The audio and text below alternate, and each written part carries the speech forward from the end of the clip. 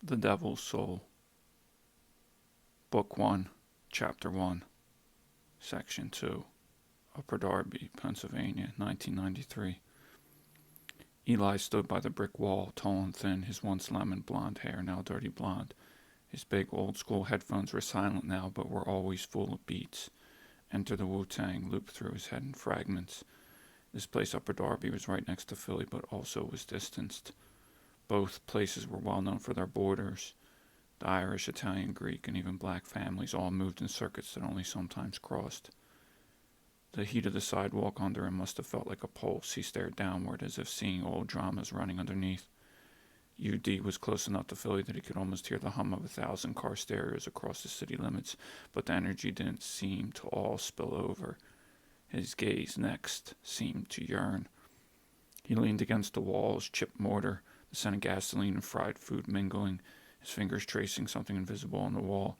His new Reeboks, white with clean edges, stood out against the concrete, the soles barely broken in, the cassette tape poking out of his pocket, the label peeling. The track protector next beat still echoing in the sunset. The street wasn't still. It was never that. Its restlessness was still muffled.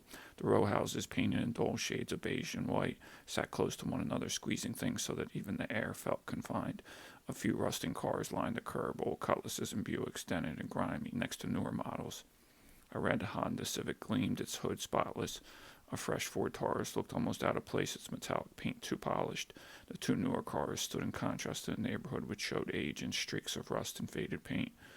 Down the street, a small group of Greek kids lounged near the steps of a storefront above which was a pool hall. They talked fast, their words a jumble of English and Greek, sharp syllables amidst rough laughter.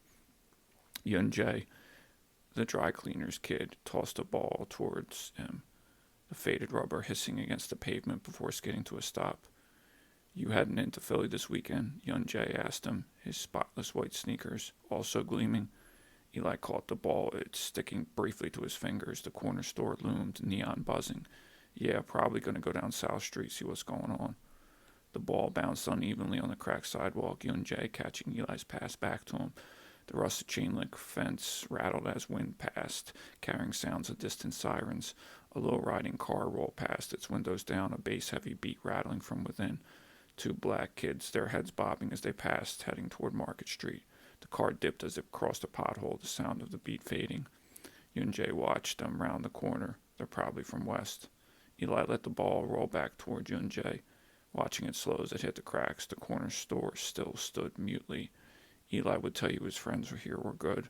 Mostly white, a few Greek and Korean kids. They all hung out, but there seemed a distance. Unspoken, Eli's old friends from way back in Lancaster, several years removed at this point, Tyreek, Carice, still felt closer. It was hard to explain. He turned to Yun-Jae. "You ever feel like this place is too small?" Yun-Jae shrugged, like he hadn't thought about it. "Yeah, but it's all we got, right?" Eli pursed his lips, perhaps pensively.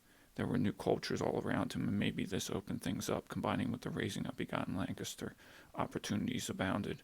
But so many forces together maybe blurred the lines, because here the lines still stood tall, unyielding like brick walls hidden in plain sight. A dark spirit flittered amongst it all, exciting me.